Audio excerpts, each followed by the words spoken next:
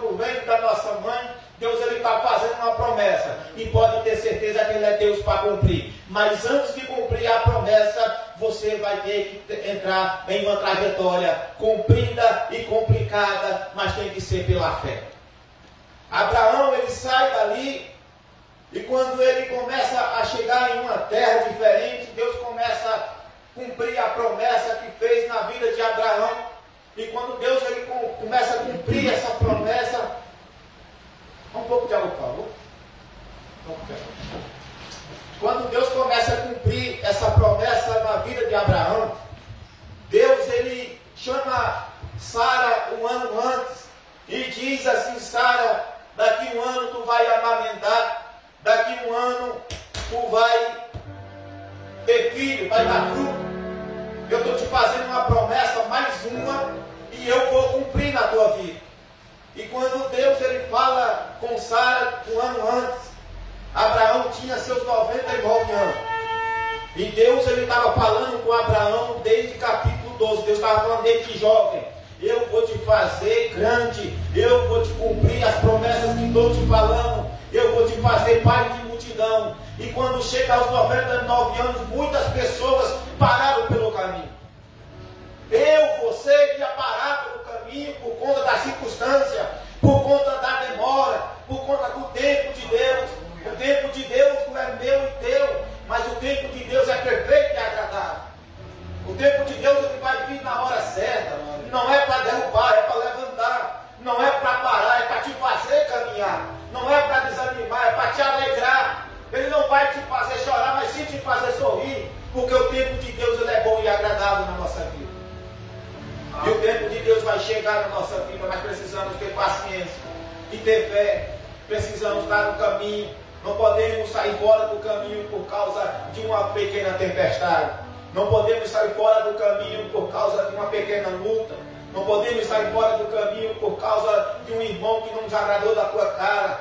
Entrega ele na mão do Senhor e coloca o nome dele no joelho, que Deus vai converter esse lado dele. Aleluia. Quando Abraão chega no capítulo 22, de versículo 7 em diante, Abraão ele chama seu filho para cumprir mais uma ordem de Deus. Abraão chama seu filho, e quando chega um certo momento, ele fala com dois homens: vocês ficam aí que eu vou subir com Isaac. Como acabando no versículo 8, vai dizer que ambos subiam juntos. Ambos estavam indo até o altar, até o holocausto, aonde Deus tinha conversado com Abraão. Aonde Deus ele estava mostrando desde o capítulo 12, quando Abraão ele começa a seguir sua viagem, ele já avistava o altar de longe, ele já avistava o altar onde teve comunhão com Deus. No capítulo 22 ele está levando sua promessa para o altar. O que me chama a atenção é que Abraão levava a sua promessa na casa do vizinho. Abraão levava a sua promessa em qualquer lugar. Abraão não ia levar a sua promessa para o pastor, para o levita, mas Abraão ia levar a sua promessa para a mão de Jesus. Ele ia levar a sua promessa para a mão de Deus. O que me chama a atenção é uma coisa: para sacrificar, ele sacrificava em qualquer lugar. Se era para obedecer a palavra de Deus, se era para matar o filho dele, coisa que na Bíblia não fala que Deus mandou ele matar Isaac. Deus não fala a palavra matar, porque o Deus que eu sigo é o Deus da vida. O Deus que você veio adorar aqui hoje é Deus que muda a história. É Deus que onde tem morte ele entra para dar vida. E ele diz assim: vai lá no monte, sacrifica. Sacrificar não significa matar. Coloca no altar. Colocar no altar não é morte, colocar no altar é vida. Altar é sacrifício, é onde Deus ele multiplica aquilo que é colocado. Mas uma coisa que eu vou te provar dentro da Bíblia, que quando você coloca no altar, Deus multiplica. Filho de Davi, Salomão, quando ele pega o reino quebrado, ele pega o reino destruído, ele pega o reino falido. Tem 10 mil cabeças. Ele fala assim: faz 10 mil holocaustos aí, vou sacrificar todos. Mas rei, nós já estamos quase passando fome. Só tem essas 10 mil cabeças ali. Eu vou sacrificar o meu Deus. Aleluia. Sabe por quê? Quando você sacrifica, Deus ele te dá livramento. Quando Abraão ele coloca Isaac, ele chega lá em cima, Isaac faz essa pergunta para ele: você tem além? Tem um holocausto? Mas cadê o cordeiro? Quando Abraão ele ouve isso, me chama a atenção de uma coisa: quando a pessoa está firme na palavra e firme na promessa, ele não vai questionar porque tem que sacrificar. Ele simplesmente vai obedecer, esperar e ter fé. Abraão ele está respondendo no versículo 7: Deus proverá para ti, meu filho. Ele não estava dizendo que Deus ia prover para ele. Ele estava buscando o livramento, era pelo seu filho, não era mais para ele.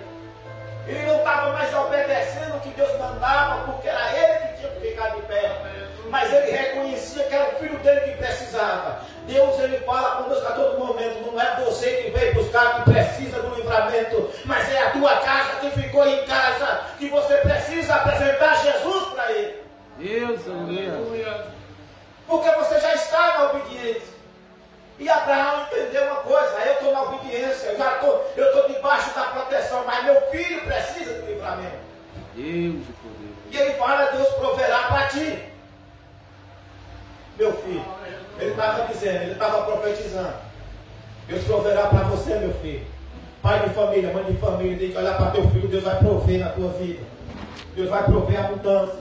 Deus vai prover a restauração. Deus vai prover a transformação na tua vida. Deus vai prover tudo o que você pedir. Só que muitas vezes nós, pai, mãe, tio, cabeça, coluna de casa, às vezes a mulher tem um espírito de cangaceira, quer mandar mais do que o homem. Às vezes o homem não coloca a ordem que tem que ser colocada aí. Nossa boca tem que jorrar uma água, mulher.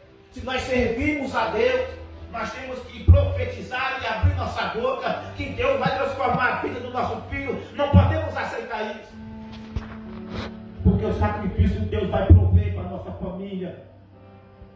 A mulher ela tem que entender uma coisa: que se ela cair, o teto vai embora. Nunca vi uma casa ela ficar sustentada sem uma coluna. Ou tem uma coluna, ou tem uma gumieira, ou o teto vai abaixo. E é desse jeito. Só que quando Abraão ele chega lá em cima, ele não coloca Isaac em qualquer lugar. Ele coloca Isaac no altar. E quando ele diz assim: Isaac, eu vou amarrar tuas mãos, e Isaac amarra. Eu vou amarrar os teus pés, pode amarrar. Ele não fala em nenhum momento que vai matar seu filho. Ele coloca o seu filho no altar e é oferecido a Deus. Israel quer conhecer um Deus que dá livramento. É melhor obedecer antes de sacrificar. Porque Abraão sabia que se obedecesse não precisava sacrificar Isaac. Abraão sabia que Deus ele deu livramento muito antes de Isaac nascer. Ele sabia que Deus tinha honrado as promessas antes mesmo de ele apresentar Deus para a família dele. Porque esse Deus que ele servia foi um Deus que salvou a nação. Foi um Deus que fez promessa. Foi um Deus que, quando lá em Gênesis capítulo 7 ele chama um homem, e Deus ele começa a ser um carpinteiro.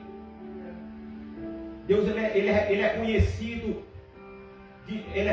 Noé conhece Deus como um carpinteiro, conhece um Deus de livramento, e depois começa a aprender o que é ser um carpinteiro. Nós precisamos ser carpinteiros em nossa vida, em nossa família. Precisamos ser carpinteiros em nossa casa. Nós precisamos ser o carpinteiro da nossa história. Quando Noé ele começa a conversar com Deus, Deus fala para ele: a história que tu vai fazer uma arca. Mas é desse jeito que eu quero que tu faça. O homem nunca tinha pegado no martelo para fazer nada, mas pela sabedoria de Deus que Deus estava dando a ele, e o instrumento que ele estava sendo, e a obediência dele, Deus estava colocando ele no caminho certo. E ele faz uma grande arca. Só que a Bíblia vai dizer que Deus ele fecha a porta da arca por fora, porque ele sabia, se Abraão fechasse a porta da arca, ele poderia abrir para alguém. E quando Deus ele sela por fora, eu vejo Deus selando nossa vida muitas vezes, nossa família, nossa casa, nossas promessas, nossos projetos, nosso ministério. Ele sela por fora. E às vezes a gente questiona por que é que ninguém passa para dentro. Sabe por que ninguém passa para dentro? Porque Deus ele não mandou ninguém andar na tua história junto com você. Ele chamou você para fazer as arcas sozinho. Ele chamou você para sacrificar sozinho. Ele chamou você para obedecer sozinho. Cada pessoa, cada ser humano, Deus tem um chamado. E cada ser humano, Deus tem uma forma de tratar. Cada ser humano, Deus tem uma promessa diferente. E a gente às vezes se compara a nossa história com a história do irmão, com a história do outro, com a história da irmã. E a história da irmã não vai ser a mesma minha. A promessa na vida do irmão não vai ser a mesma minha promessa. Quando Deus ele pega Ana em um voto, Ana ela chega em 1 Samuel capítulo 1, do versículo 9 até o 11, ela já está fazendo um voto com Deus. Mas só que a Bíblia vai nos ensinar a história de Ana, ela 13 anos e 4 meses antes de ela se casar, dela ter um encontro com Penina dentro da sua própria casa, dela ser afrontada dentro do seu lar. Ana já chorava por esse filho. Ana já queria dar luz, porque dentro dela ela sabia que ela não poderia dar luz, ela sentia que ela era estéril. A luta de Ana não foi só 10 anos. A luta de Ana não foi só 10 anos, não. A luta de Ana foi 23 anos e 4 meses. Ao todo da sua história de luta para ela ter um único filho chamado Isaac. O único filho chamado Samuel. E quando ela tem esse filho chamado Samuel, Deus estava preparando um grande profeta para ir até a casa de Jessé, para separar um rei. Porque o próprio povo, escute aqui uma coisa, quando você obedece a Deus, Deus ele te levanta e ele te permanece você de pé. Mas quando o povo te levanta, quando o ser humano ele te exalta, o próprio ser humano vai te abater. Mas quando Deus ele te levanta, ele não te coloca mais no chão. Vou te provar dentro da Bíblia. Em nenhum momento a palavra de Deus me diz que foi Deus que ungiu Saul a rei. Em nenhum momento. Mas a Bíblia me ensina uma coisa, que o povo elegeu Saul a ser rei. E o próprio povo rejeitou. O próprio povo não queria mais Saul. E Deus ele viu que o